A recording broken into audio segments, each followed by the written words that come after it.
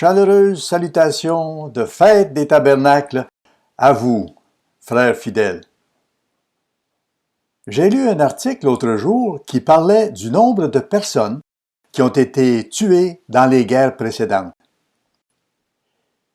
Il est écrit qu'au cours des 3500 dernières années, il y a eu moins de 10% de cette période où l'humanité a été en paix, même relative.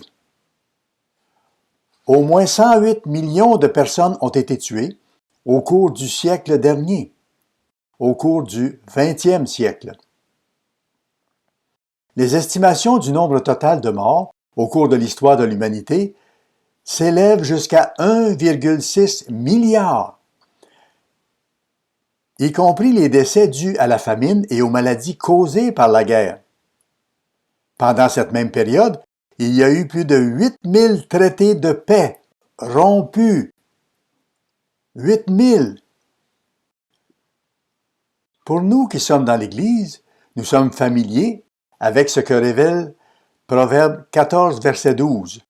Telle voie paraît droite à un homme, mais son issue, c'est la voie de la mort.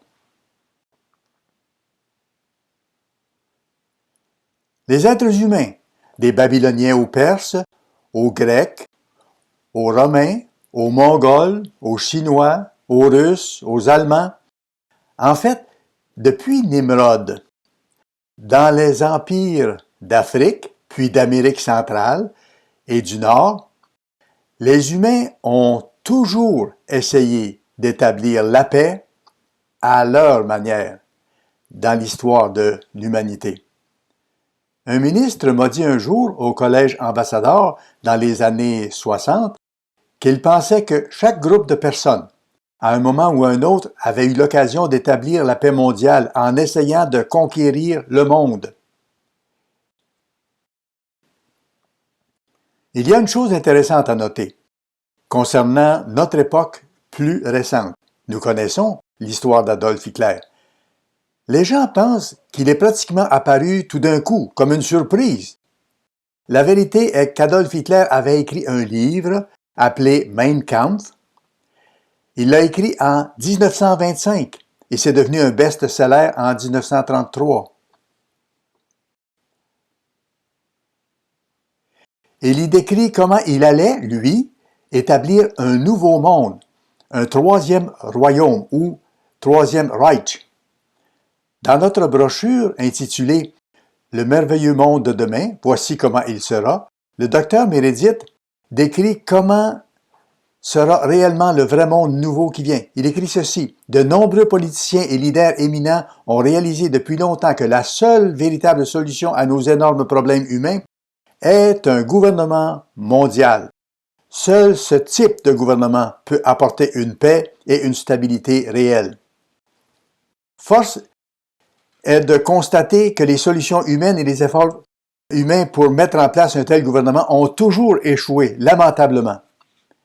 La fameuse Société des Nations, fondée après la Première Guerre mondiale, n'a pas empêché la Deuxième Guerre mondiale, la guerre la plus horrible, la plus terrifiante de l'histoire de l'humanité, exterminant environ 50 millions d'êtres humains.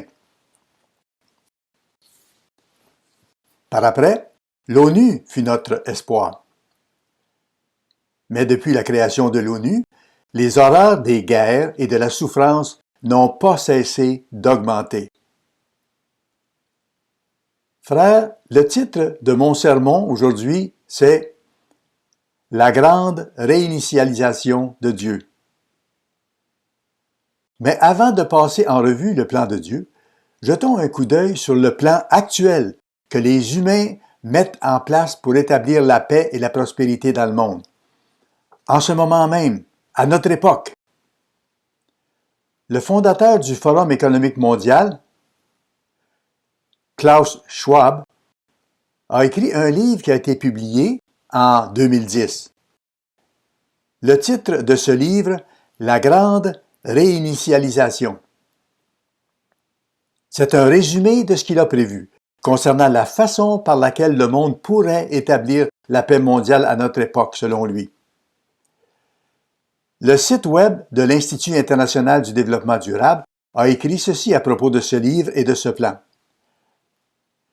La grande réinitialisation représente un engagement de la part de ses membres, dont nous découvrirons bientôt l'identité, je vous en parlerai tantôt, à construire conjointement et de toute urgence les bases de l'économie mondiale et du système social pour un avenir beaucoup plus durable et résilient. Les Nations unies ont publié ceci dans ce qu'ils appellent l'Agenda 2030. Ce n'est pas du tout un agenda secret. Il est publié et disponible sur Amazon. Il s'agit de la planification réelle, étape par étape, de la manière dont il prévoit établir un gouvernement mondial unique à notre époque. Un gouvernement mondial qui surveillerait les pays pour que les pays restent alignés tous ensemble. Chaque nation individuelle ne serait plus indépendante, faisant ses propres choses, sans avoir d'impact sur les autres. Un certain auteur a écrit l'analogie suivante à ce sujet. C'est comme si nous n'étions plus dans notre propre petit bateau, mais que nous étions tous sur un seul grand bateau de croisière. Ce qui va se passer à telle place va se répercuter ailleurs. En d'autres termes, nous serions tous dans le même bateau unique. C'est un plan global, mondial. Une autre organisation impliquée est le Fonds monétaire international, en abrégé le FMI. Les pays membres de cet organisme, y compris les États-Unis, y ont investi plus de 1000 milliards de dollars. Il compte 193 nations du monde entier. Elles font toutes partie de ce Fonds monétaire international. Et elles se tournent vers lui en tant qu'organisme central et en tant que premier répondant aux urgences. En d'autres termes, lorsque ces pays membres rencontrent des problèmes, contrairement à une ville où c'est la police ou les pompiers qui interviennent d'abord, ici, c'est le Fonds monétaire international qui prend l'initiative. Présentement, c'est une dame qui en assume la direction. Celle-ci est l'une des personnes les plus puissantes de la Terre. Elle a écrit ceci. « Nous sommes optimistes et nous agissons, souvenez-vous de ça, pour construire un monde meilleur. » Elle parle d'une grande transformation. Déjà l'année dernière, 56 nations ont demandé l'aide financière du FMI. Ce qui me ramène à l'esprit le chapitre 22 du livre de Proverbes. Proverbe 22, verset 7 dit ceci. Le riche domine sur les pauvres, et celui qui emprunte est l'esclave de celui qui prête. Un cas concret pour vous donner un exemple. Ces pays renflouent les petits pays. Dans ce cas, il y a pour eux un prix à payer. Par exemple, si la Chine construit une route, elle exige en retour des droits miniers ou encore des accès et des droits au port, des droits portuaires. En d'autres termes, ces pays nantis offrent de plus en plus cette sorte d'aide qui n'est absolument pas gratuite. Il y a une raison pour laquelle ils le font. Ça va beaucoup plus loin qu'une simple préoccupation envers les pays plus pauvres. Ce phénomène se répète de plus en plus. Nous voyons ces grandes nations s'associer. Nous sommes témoins d'une situation où les dirigeants mondiaux s'associent aux chefs d'entreprise, aux organisations non gouvernementales, aux journalistes, aux activistes, aux dirigeants culturels, aux artistes et aux musiciens. En fait, tous collaborent pour faire avancer la vision des forums économiques mondiaux dans un effort mondial commun. Il n'y a pas un seul sujet dont on parle actuellement dans les journaux, dans les revues ou à la télévision. Il n'y a pas un seul sujet qui soit discuté qui n'aille pas dans le sens de la promotion du grand programme de réinitialisation établi par le Forum économique mondial.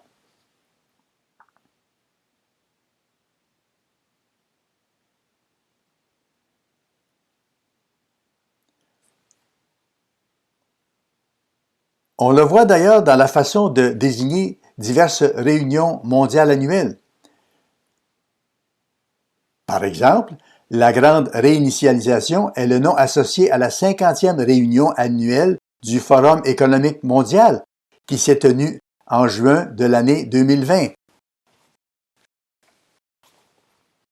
Elle a rassemblé des chefs d'entreprise et des dirigeants politiques de haut niveau sous la direction du prince Charles, en contact étroit et soutenu par Bill Gates et par d'autres milliardaires.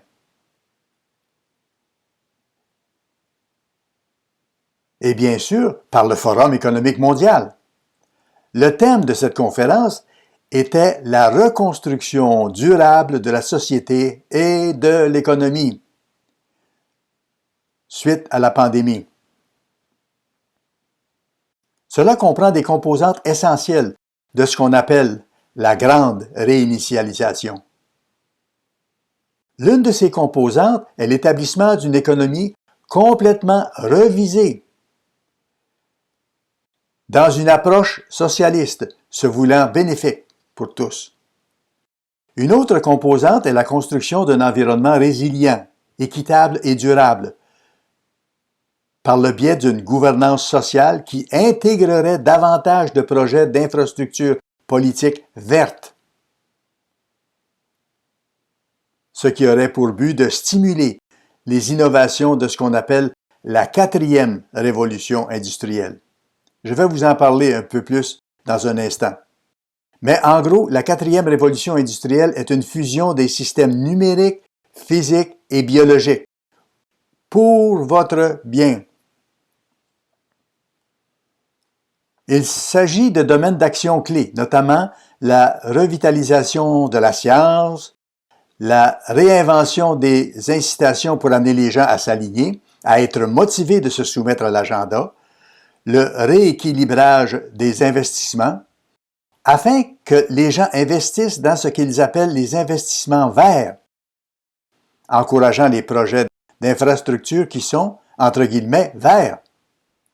Vous remarquerez que ce terme revient souvent. Mieux reconstruire. J'ai même vu récemment ce slogan sur un grand panneau d'affichage lors d'un congrès d'un de nos partis politiques. C'est aussi le thème de la 51e réunion annuelle du Forum économique mondial de janvier.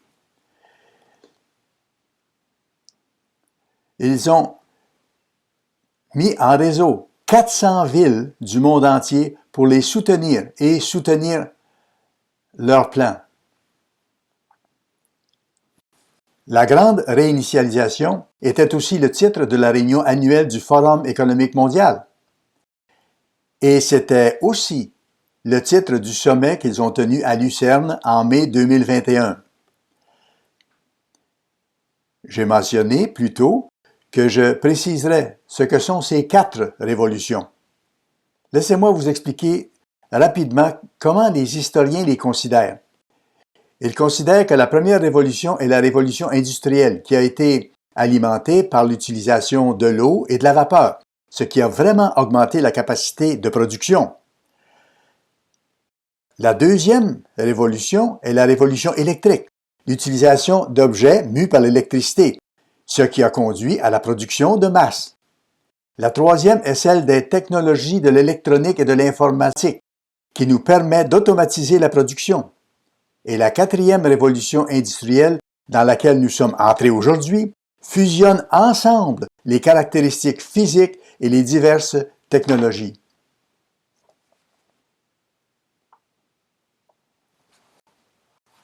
Nous parlons maintenant de produire grâce à l'intelligence artificielle, à la robotique, aux véhicules autonomes, à l'impression 3D, à la nanotechnologie, à la biotechnologie, au stockage de l'énergie et à l'informatique quantique.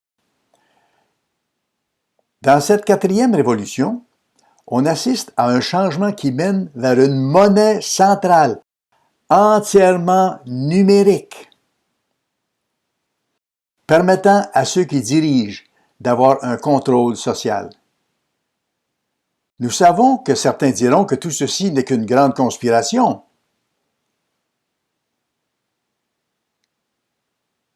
C'est une conspiration. Et le grand conspirateur, c'est Satan lui-même. Nous savons, d'après Apocalypse 12, verset 9, Apocalypse 12, verset 9, qu'il a trompé le monde entier. Il les a trompés.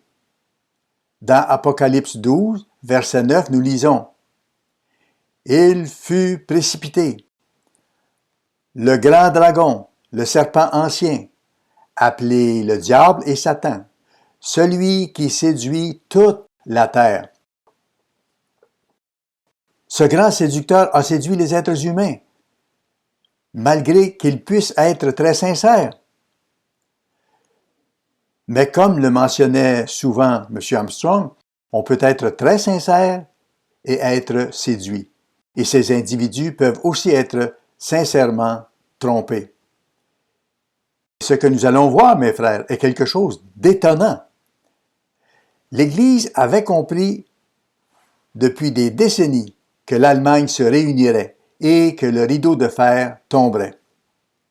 Nous ne savions pas comment cela pourrait arriver. On savait que ça arriverait. Et quand c'est arrivé, cela n'a choqué aucun d'entre nous. Nous savions depuis des années et nous soupçonnions fortement que la Grande-Bretagne se retirerait du marché commun dans le cadre de ce qu'on appelle le Brexit. Et c'est arrivé.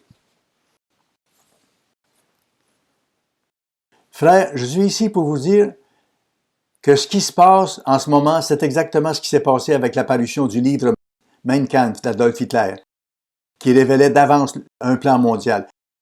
C'est le même scénario qui apparaît aujourd'hui avec ce livre La Grande Réinitialisation et les activités du Forum économique mondial associé avec le FMI, les Nations unies et ses partenaires.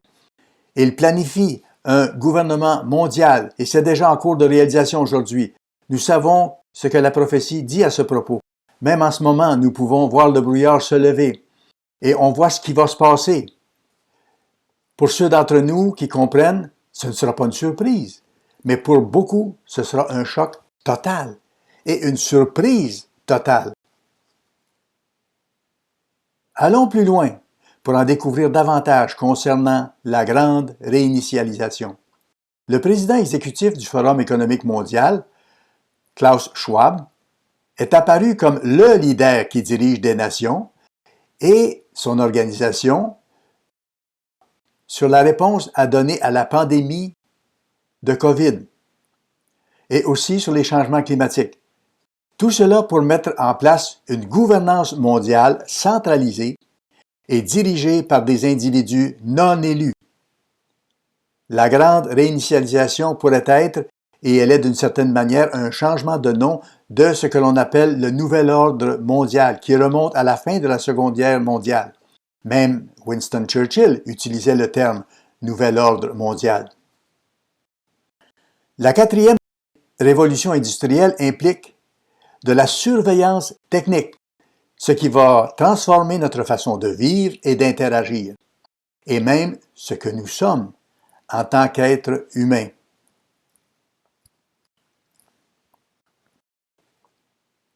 Parce que la machine finira par fusionner avec les êtres humains. Cela aura donc un effet croissant sur nous. Pour ceux d'entre nous qui sont assez âgés pour s'en souvenir, John Lennon a écrit une chanson, il y a 50 ans cette année, et c'est une chanson puissante intitulée « Imagine ». Permettez-moi de partager avec vous certaines de ces paroles. Je ne vais pas la chanter, je n'ai jamais été invité à chanter, mais je pense que la plupart d'entre vous se souviendront de cette chanson, car elle est toujours populaire. Il dit « Imaginez qu'il n'y a pas de pays, pas de nation individuelle. Ce n'est pas difficile à faire. Pas de cause pour tuer ou pour laquelle mourir. Et pas de religion non plus. Imaginez tous les gens vivant leur vie en paix.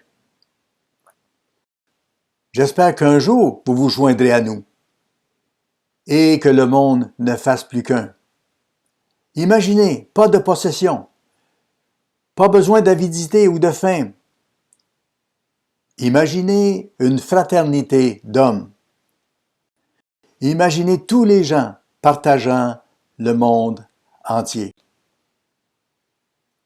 Mes frères, on dirait une chanson qui parle du millénium. C'est un rêve, celui d'individus qui voient que ce monde ne peut plus continuer sans l'intervention, à un moment donné, d'un gouvernement prépondérant qui le contrôle. Les êtres humains font du mieux qu'ils peuvent et beaucoup d'entre eux sont très sincères. Eh bien, laissez-moi ici faire quelque chose qui est très difficile. Il n'est pas facile de se projeter dans l'avenir immédiat, et je parle des prochaines 8 ou 9 années, voire moins. Il n'est pas facile de prédire ce qui sera mangé, ce que signifie être un réfugié, comment nous allons organiser nos villes, d'où viendra notre énergie, ou ce que nous ferons concernant les réfugiés. Mais il y a des organismes qui se concentrent sur cela en ce moment même. En regardant ce qu'ils disent, cela peut vous donner une perspective nouvelle et choquante de ce que les leaders mondiaux planifient et mettent de l'avant actuellement. Les conseils globaux de l'avenir concernant ce qui est appelé l'agenda 2030. Remarquez que cette date 2030, c'est simplement dans 8 ou 9 ans. Ce n'est pas un programme pour dans 100 ans. Cette grande réinitialisation est un agenda déjà établi, réel, intitulé 2030. Et voici quelques-uns des points qui sont mis de l'avant par les politiciens du monde, les chefs d'entreprise, les banques du monde, les musiciens, les artistes et franchement, beaucoup d'autres individus aussi. Premièrement, tous les produits deviendront des services. Vous ne serez propriétaire de rien. Tout ce que vous ferez sera suivi et noté. On parle déjà ici aux États-Unis de faire en sorte que le suivi GPS détermine le coût de vos assurances, par exemple. Tout ce que vous ferez sera suivi à la trace. En dehors des villes, chez les gens qui vivront en marge de cela, il va y avoir beaucoup de mécontentement. Comme il le prévoit, nous allons avoir une société qui se divise en deux. D'un côté, les nantis et de l'autre, les démunis. Les nantis seront ceux qui auront tout ce dont ils ont besoin, mais ils ne posséderont rien. Et vous savez ce qu'ils disent? Vous en serez heureux. Déjà ici, aux États-Unis, 20% des maisons en location sont achetées par des sociétés pour les relouer. Les maisons qui sont ainsi vendues sont ensuite remises en location pour augmenter le nombre d'individus qui loueront plutôt que de posséder. Le système de libre entreprise ne sera plus valide, car tout sera sous contrôle. Deuxièmement, la domination des États-Unis sera terminée. À l'heure actuelle, nous avons une poignée de nations de puissance mondiale. Les États-Unis, la Russie, la Chine, l'Allemagne, l'Inde, le Japon. Il va y avoir un grand nivellement de toutes ces nations et les États-Unis ne seront plus la superpuissance. Cela me rappelle Lévitique 26, verset 19. Lévitique 26, verset 19. Ce qui doit arriver a été prophétisé avec précision. Il est écrit « Je briserai l'orgueil de votre force ». Puis Dieu décrit les autres malédictions qui devaient arriver si nos nations n'obéissaient pas à Dieu en rompant l'alliance avec lui. Ce qui va se passer c'est la chute de ces nations puissantes et la montée en puissance des nations du tiers-monde. Il y aura donc une grande équité.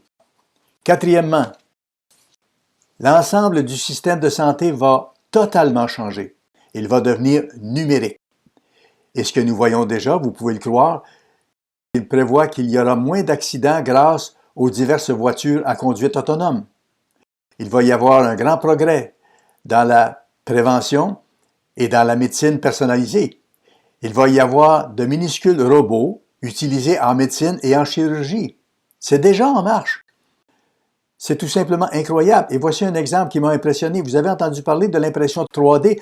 Présentement, il travaille sur l'impression d'organes de corps humains fait avec une imprimante 3D. Il s'agit donc là d'une fusion du monde physique, numérique et biologique. J'ai une montre intelligente ici. Elle est intelligente parce qu'elle me dit quel est mon niveau d'oxygène, mon rythme cardiaque. Elle m'indique ma tension artérielle, mon électrocardiogramme et ma température corporelle. Il n'y a qu'un pas très court à franchir pour que tout soit transmis à un centre de données. Il y a 15 ans, j'ai fait affaire avec une entreprise de sécurité à New York. On m'a dit qu'il n'y avait pas une seule journée à New York à ce moment-là où votre reconnaissance faciale ne soit pas captée au moins 10 fois.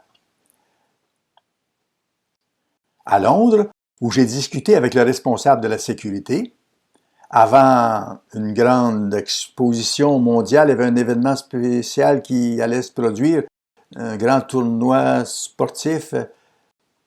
Ah oui, c'était le jeu du Commonwealth, les Jeux du Commonwealth. Il m'a parlé de l'énorme système de reconnaissance faciale qui était déjà en place à Londres, et c'était il y a une dizaine d'années. La Chine a déjà un système de reconnaissance faciale qui couvre une grande partie de son pays et qui s'étend davantage. Mes frères, ce n'est pas quelque chose qui se situe dans un futur lointain. Ça fait exactement partie du plan dont je vous parle. Numéro 5. Nous mangeons beaucoup trop de viande. Beaucoup trop de viande. Nous avons maintenant des fermes gigantesques. Le plus grand propriétaire de ferme aux États-Unis, c'est Bill Gates. C'est aussi lui qui est à l'origine de la viande artificielle, souvent faite à base d'insectes. C'est censé être plus sain ou meilleur pour nous.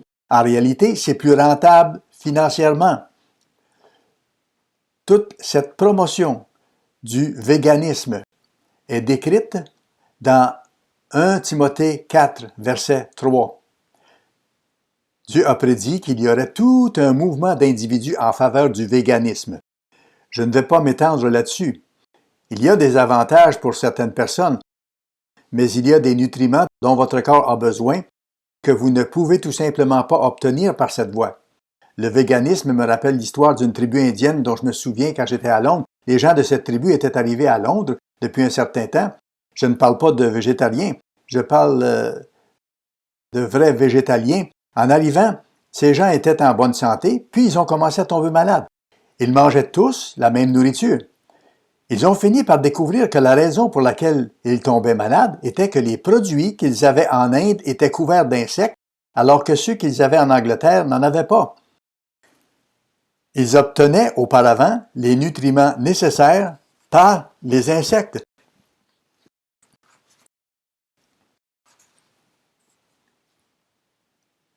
Avec toutes ces pressions, nous allons voir de grands changements dans nos méthodes agricoles.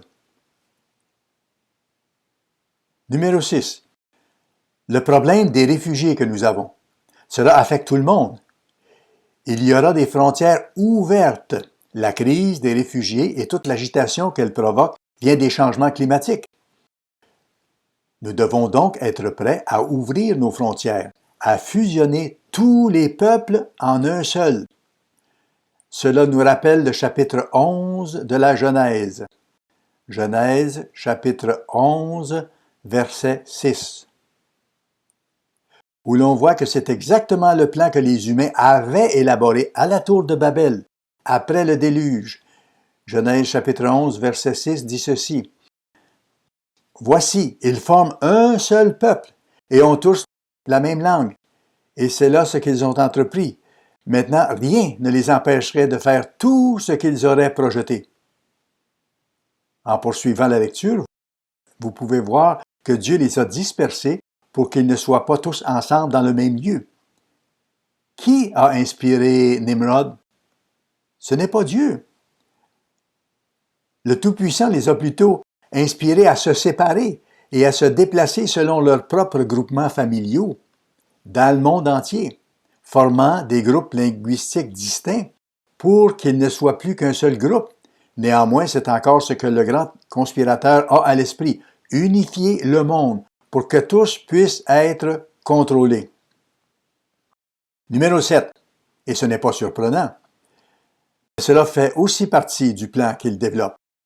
Les valeurs qu'ont construit l'Occident devront être remplacées. Cela signifie vraiment que d'ici 2030, les valeurs traditionnelles judéo-chrétiennes devront être éliminées. C'est d'ailleurs le but du mouvement pour retirer les 10 commandements des lieux publics, par exemple, et pour présenter la Bible comme étant politiquement incorrecte.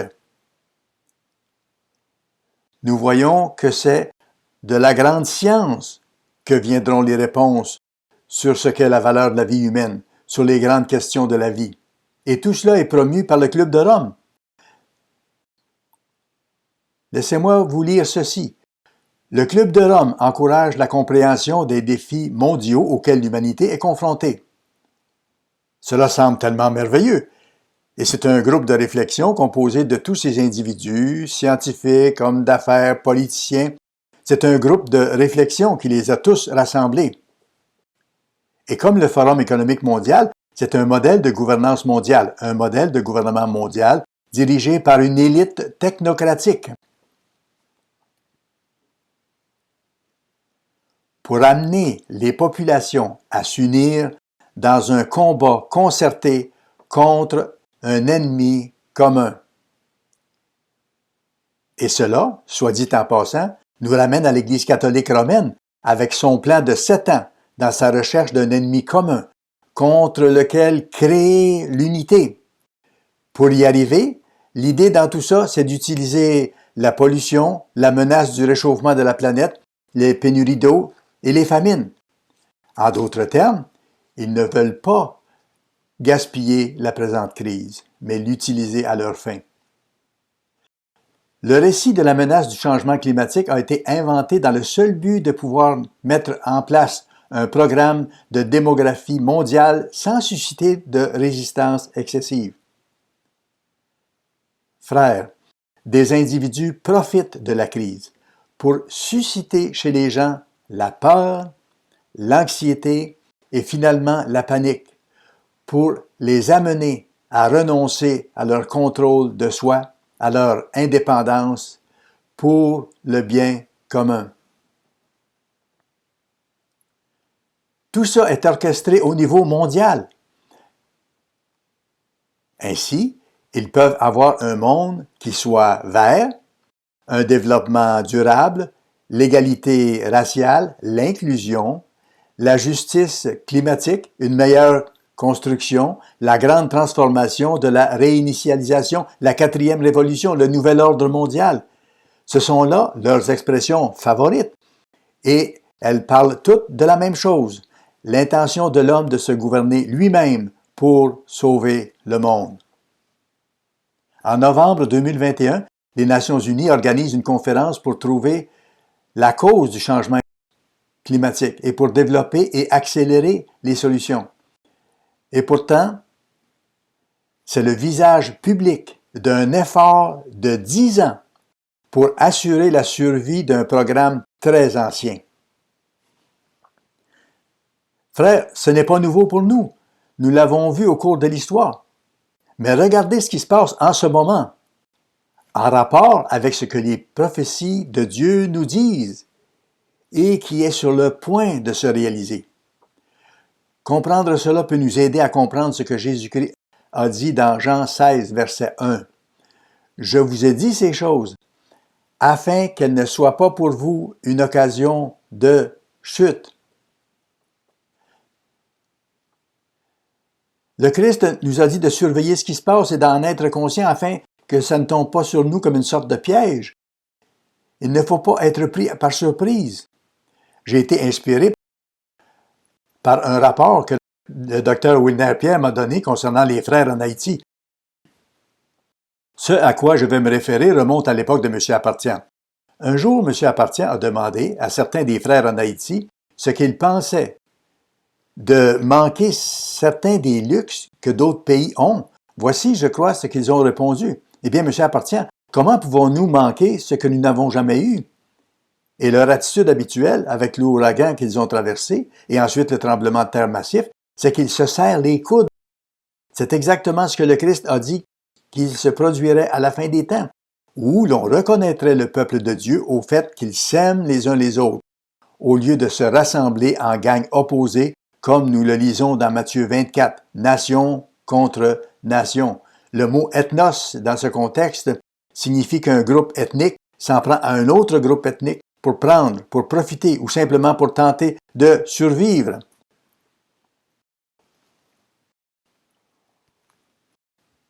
Ces frères en Haïti peuvent voir ce qui se passe dans une perspective biblique et ils comprennent, mais beaucoup de nos concitoyens, surtout dans les pays nantis, semblent en être totalement inconscients.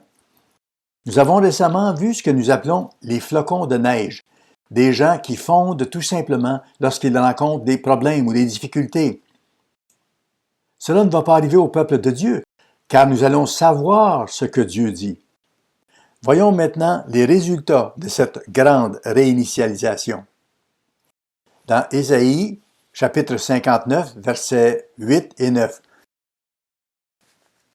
Ésaïe 59, versets 8 et 9.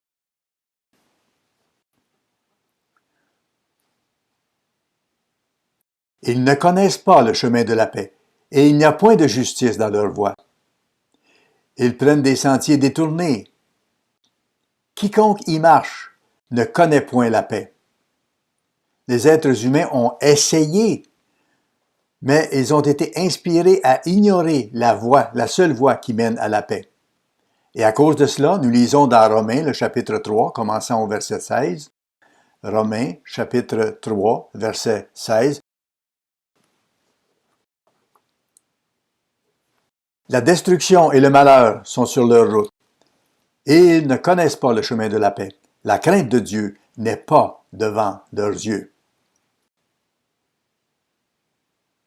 Frères, voici pourquoi, en dépit de tous les efforts et en dépit des investissements d'argent massifs, tout cela ne donne pas du tout les résultats attendus. Pas du tout. Jérémie, chapitre 6, verset 14. Jérémie, chapitre 6, lisons le verset 14. Ils pensent à la légère la plaie de la fille de mon peuple. Paix, paix, disent-ils, et il n'y a point de paix. Dans son plan, Dieu nous a donné la terre pour qu'on en prenne soin. Mais les êtres humains, dans une large mesure, l'ont gâché, abîmé. Ils détruisent ce que Dieu nous a donné. L'idée de vouloir être capable d'arrêter de faire du mal à la terre n'est pas un concept négatif, mais c'est là un seul élément du problème. Car il n'y a vraiment pas de paix du tout. L'une des écritures les plus puissantes pour résumer le résultat de cette grande réinitialisation se trouve dans Apocalypse 18. Apocalypse 18, à partir du verset 9. Voici le résultat. Après les 2 ans et demi de la détresse de Jacob, où nos nations israélites, principalement les descendants d'Éphraïm et de Manassé, seront plongés dans ce qui est appelé la grande détresse de Jacob. Ce sera un temps de famine, de peste et de captivité, un temps de grande souffrance. Mais ensuite arrivera, comme nous l'avons vu à la fête des trompettes, le jour du Seigneur. C'est le moment où Jésus-Christ reviendra et dira « C'est assez, c'est assez.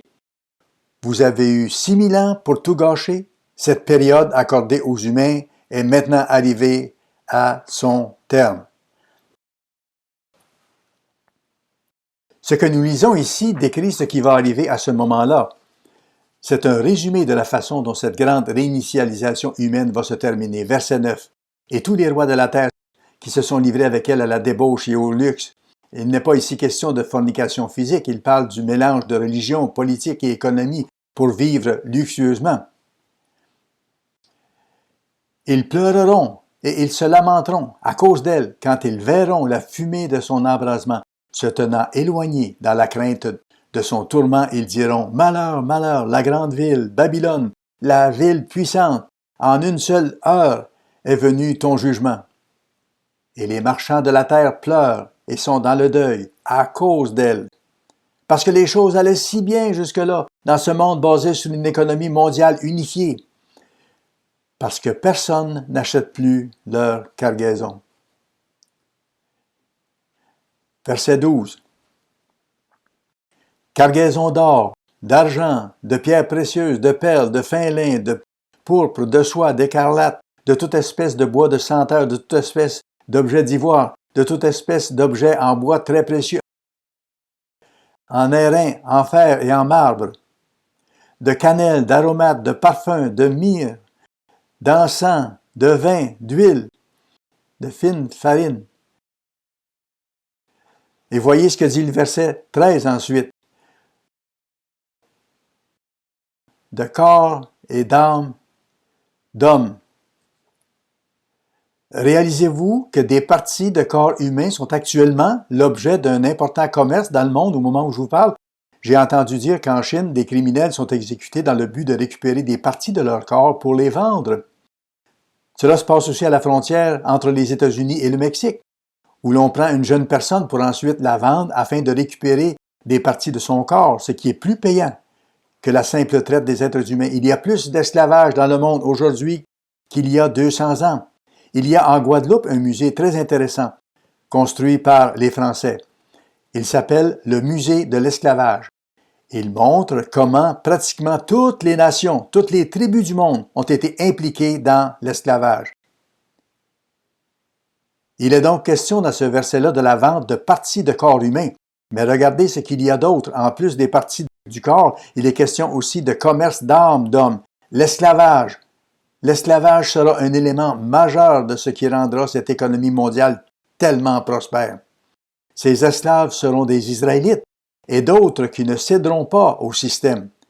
Ils vont être capturés et réduits à l'esclavage, au grand bénéfice et au grand profit de cette société nouvelle. Mais la moralité de celle-ci aura totalement disparu.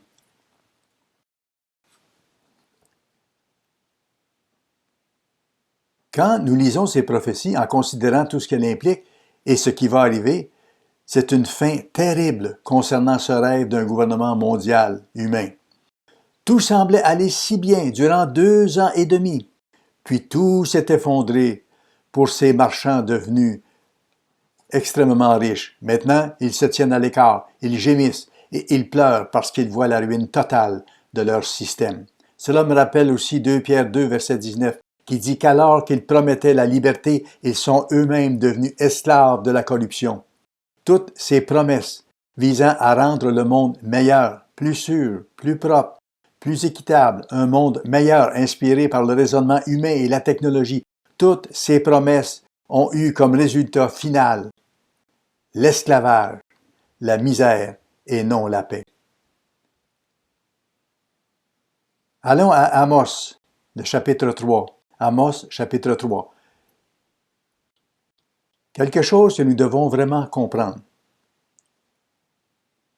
Amos 3, verset 7. C'est l'une des énormes bénédictions d'être dans l'Église de Dieu et de savoir où Dieu travaille, d'être parmi ceux à qui il a donné de comprendre ce qui se passe, mes frères. C'est formidable. Verset 7. Car le Seigneur, l'Éternel, ne fait rien sans avoir révélé son secret à ses serviteurs, les prophètes. Donc, Dieu va nous faire savoir, vous et moi, ce que nous aurons besoin de savoir, quand nous aurons besoin de le savoir. Dans Éphésiens 4, versets 11 à 15, Paul écrit que Jésus-Christ lui-même nous a donné l'Église. C'est lui qui a désigné ses ministres pour qu'ils nous enseignent et que nous ne soyons pas ballottés à tout vent de doctrine pour notre perfectionnement. Frères, quand on vous a imposé les mains, vous avez mis votre confiance en Jésus-Christ pour qu'il prenne soin de vous à travers ses serviteurs, les ministres. Le Christ sait ce qu'il fait et il savait ce qu'il faisait quand il vous a appelé. J'aime la façon dont M. Meredith l'expliquait, de même que M. Ames qui était récemment avec nous. Cela me rappelle vraiment que le peuple de Dieu est totalement conquis. Si Dieu dit une chose, nous le croyons. Nous voulons faire la volonté de Dieu, non pas la nôtre. Nous n'avons pas besoin de paniquer. Nous comprenons ce que disent les Écritures. Nous comprenons que Dieu a promis de ne jamais nous laisser tomber, de ne jamais nous abandonner. Il nous a aussi donné un ministère. Et il a promis qu'il nous ferait savoir ce que nous devons savoir au moment où nous devrons le savoir. C'est de cela dont nous avons parlé durant la fête. Allons à Ésaïe 9, verset 6, un verset qui explique que l'entière responsabilité du gouvernement mondial divin reposera sur les épaules du Christ, le prince de la paix. Donner à l'Empire de l'accroissement et une paix sans fin. Voilà ce que fera le zèle de l'Éternel des armées. En d'autres termes, Jésus-Christ reviendra bientôt pour accomplir sa grande réinitialisation, la grande réinitialisation de Dieu. Voilà ce qui le motive, ce qui motive également ceux qui se soucient de l'œuvre de Dieu. Nous nous soucions de ce dont Dieu se soucie. Nous sommes zélés à ce sujet. Nous en sommes passionnés parce que Dieu appelle encore certaines personnes en ce moment. Et nous faisons tout ce qui est à notre pouvoir parce que nous avons le même esprit que Jésus-Christ. Nous nous soucions de l'humanité. Non seulement nous voulons être là, nous ne sommes pas appelés seulement pour notre salut personnel, mais nous voulons être là pour aider les autres êtres humains. Nous voulons travailler sous Jésus-Christ parce que nous aimons le gouvernement de Dieu. Nous l'aimons. En plus, nous en vivons. Et plus nous en vivons, plus nous l'aimons. Nous faisons confiance à Jésus-Christ pour prendre soin de nous et nous guider dans sa voie. Nous ne voulons plus faire les choses de notre façon. Continuons maintenant en allant à Ésaïe chapitre 11. Ésaïe chapitre 11. Versets 3 à 5, ce sont des écritures connues qui ont peut-être déjà été lues au cours de la fête. Ésaïe chapitre 11, commençant au verset 3. Il respirera la crainte de l'Éternel. Il ne jugera point sur l'apparence. Il ne prononcera point sur un oui-dire. Mais il jugera les pauvres avec équité et il prononcera avec droiture un jugement sur les malheureux de la terre. Pas seulement les élites, mais les misérables, les laissés pour compte. Pas seulement les puissants, mais les petits, les gens tout simples. Il frappera la terre de sa parole, comme d'une verge, et du souffle de ses lèvres. Il fera mourir le méchant. La justice sera la ceinture de ses flancs, et la fidélité, la ceinture de ses reins. Pendant la fête, nous avons sûrement lu la prophétie de ce qui adviendra du loup et de l'agneau, et comment un petit enfant conduira le lionceau et le bétail. Le verset 9 nous révèle ceci: « Il ne se fera ni tort ni dommage sur toute ma montagne sainte, car la terre sera remplie de la connaissance de l'Éternel, comme le fond de la mer par les eaux qui le couvrent. » Cela est répété dans le livre d'Habakkuk chapitre 2, verset 14. La voix de Dieu ne sera plus cachée aux yeux des hommes. Ils sauront comment vivre selon la voie divine. Je me rappelle quand Dieu m'a appelé en 1964-1965. Je me suis simplement agenouillé et j'ai dit: « Père, j'ai juste besoin de savoir si tu existes. Et j'ai besoin de savoir si, oui ou non, tu as une voie de vie. » Puis, je suis allé au collège ambassadeur, sans même savoir si Dieu existait vraiment. Et vous savez, mes frères, avant mon baptême, je me souviens avoir dit à Dieu: « Père, j'ai prouvé ton existence. J'ai prouvé ta façon de vivre. Et je vais vivre de cette façon jusqu'au jour de ma mort. » C'était il y a 57 ans. Frère, je suis rempli de zèle parce que j'ai vu les résultats du mode de vie de Dieu. J'ai hâte de voir les humains du monde découvrir à leur tour les résultats du mode de vie de Dieu. Allons au chapitre 19 du livre de Luc, Luc 19 au verset 17. J'ai donné un sermon récemment, le jour des trompettes. Luc 19, verset 17. Il lui dit, « C'est bien, bon serviteur, parce que tu as été fidèle en peu de choses, reçois le gouvernement de 10 villes. » Frère, l'autorité que Dieu va nous donner, c'est dans le but d'aider et de servir les autres, pour les aider à voir et à comprendre ce que nous sommes arrivés à voir et à comprendre. C'est une bénédiction extraordinaire que nous soyons tous appelés à être des dirigeants. Nous serons parmi ceux qui se tiendront avec le Christ, qui sont mentionnés dans Apocalypse 14. Il est écrit qu'il s'agit des prémices, les premiers fruits, ceux qui suivront le Christ où qu'il aille. Ces mêmes individus accompagneront Jésus-Christ lorsqu'il reviendra pour mettre en place son gouvernement, son royaume. Ces individus connaissent, font confiance et aiment la voie de vie de Dieu et son gouvernement.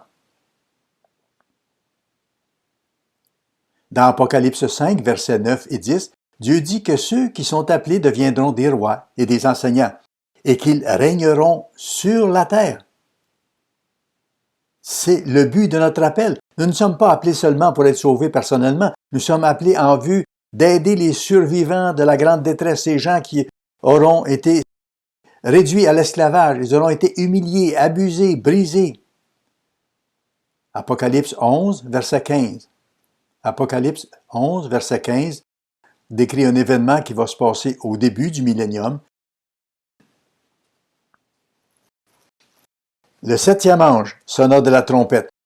Le royaume du monde est remis à notre Seigneur et à son Christ, et il régnera au siècle des siècles. Oui, et nous serons là, vous et moi. Ce ne sera pas un congrès des élites du monde. Je n'ai pas le temps de m'étendre sur le sujet, mais ces individus dont je vous ai parlé parlent de contrôler la population du monde. Mais ce n'est pas pour le bien des populations, c'est plutôt pour leur propre profit, c'est pour eux-mêmes. C'est un autre sujet. Mais nous allons être là et nous allons avoir la puissance de Dieu, l'esprit même de Dieu pour servir les autres. Dans Michée 4, versets 2 à 4, il est écrit que nous allons pouvoir aller vers ces individus et dire « De vos épées, forgez des outils agricoles. Vous n'aurez plus peur, vous n'aurez plus d'anxiété ni de panique. Ce qui, soit dit en passant, était orchestré pour créer une réaction insensée de masse. » J'ai couvert cela ailleurs dans des sermons précédents. Quand les êtres humains commencent à prendre panique sous l'anxiété et la dépression, ils perdent contrôle et ils s'effondrent. Ils tentent alors de s'accrocher à n'importe quoi. Ils prennent toutes les issues imaginables.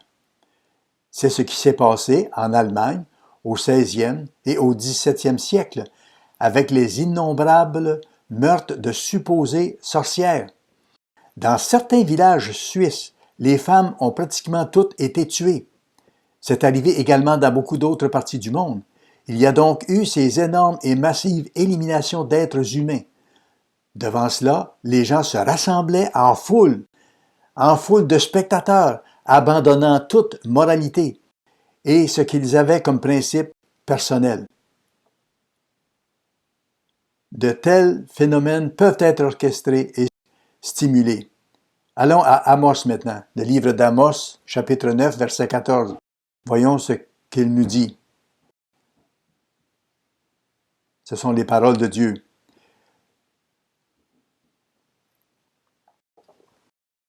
Je ramènerai les captifs de mon peuple d'Israël. Dieu va encore travailler avec Israël. Ils ont tout gâché, bien sûr. Ils ont rompu l'alliance, oui. Dieu a maintenant appelé des Israélites spirituels. Vous et moi. Ceux-là, les Israélites spirituels que nous sommes, seront avec le Christ quand il reviendra. Mais il y a aussi les Israélites physiques que Dieu va ramener et ils vont construire des villes. qui seront en ruine. Ils vont y vivre.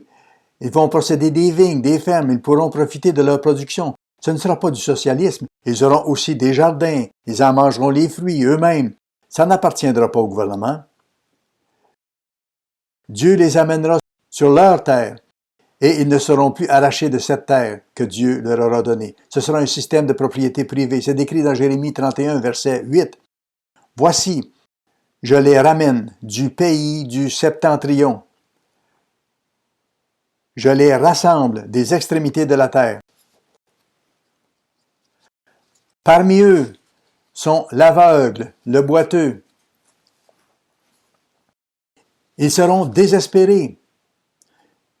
Mais le Tout-Puissant va leur donner un espoir pour le futur. Et puis, les enfants de certains d'entre nous reviendront à leurs propres frontières, leur propre terre. Il y a une écriture dans Ésaïe qui dit que dans ce nouveau monde en développement, les enfants vont avoir besoin de plus de place, plus d'espace. Nous allons les établir et le faire correctement cette fois.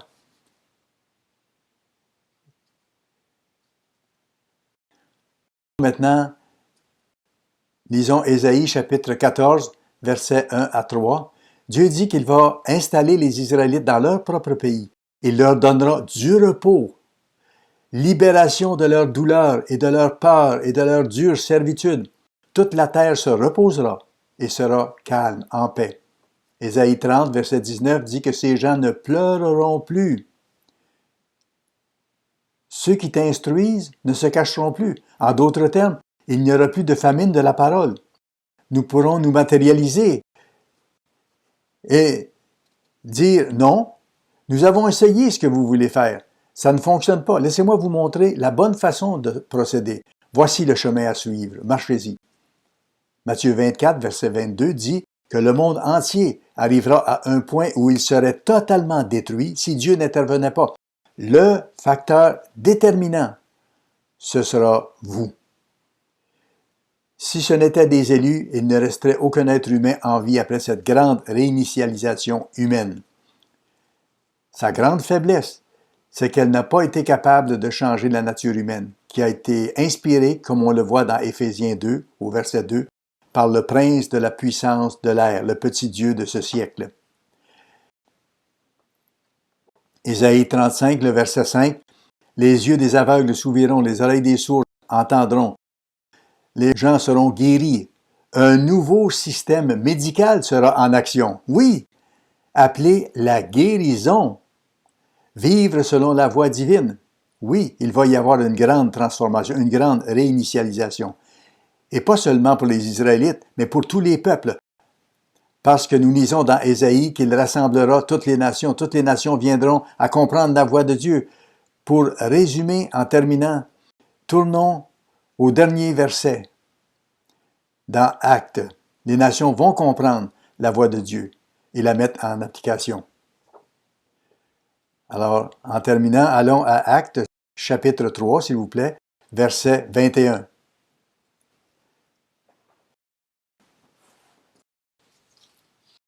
Un passage très simple qui dit ceci, « Afin que des temps de rafraîchissement viennent de la part du Seigneur et qu'il envoie celui qui vous a été destiné, Jésus-Christ, que le ciel doit recevoir jusqu'au temps du rétablissement de toutes choses, dont Dieu a parlé anciennement par la bouche de ses saints prophètes d'autrefois. » Vous réalisez, mes frères, que c'est la fin. C'est la fin des 6000 ans où les êtres humains ont fait leur propre chose malheureuse malgré leur sincérité.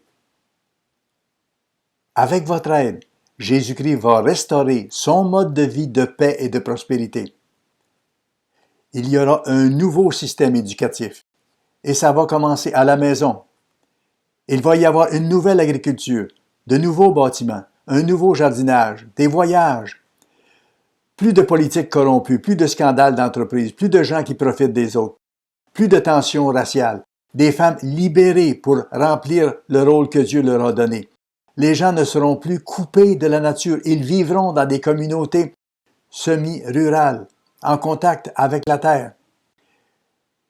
Il n'y aura plus de fermes démesurées, propriété de Bill Gates, avec une approche contraire à la conception originelle de Dieu pour les humains. Tous les métiers et tous les enseignements seront pour l'amélioration de l'humanité, axés sur la voie de donner et non sur la voie de prendre. Chaque être humain sera inspiré et motivé pour se préparer à entrer dans la famille de Dieu. Frères, ce sera la réalisation du rêve de John Lennon. Imagine. Imagine se réalisera. Imaginez tous les gens partageant le monde de Dieu, un monde de paix. Imaginez tous les gens avec la vraie religion. Imaginez tous les gens prenant soin de leurs frères et de leurs sœurs. Imaginez tous les gens vivant à la manière de Dieu. Et c'est ce que nous faisons ici, à l'occasion de cette fête des tabernacles qui représente le monde de demain. Si vous voulez en savoir plus sur cette grande réinitialisation, vous pouvez lire l'article de M. Weston dans Le Monde de demain de janvier 2021 et aussi l'article de M. Dexter Wakefield, je crois que c'est sur l'édition de mars 2021 intitulée « Êtes-vous prêts pour la grande réinitialisation ?» Frères, la question qui se pose, voulez-vous y être? Êtes-vous prêts pour cette grande réinitialisation? La vivons-nous maintenant dans nos propres vies? Avons-nous faim et soif d'elle? Sommes-nous zélés pour elle? Est-ce que nous l'envisageons? Est-ce que nous nous voyons avec Jésus-Christ mettant en place cette grande réinitialisation de Dieu?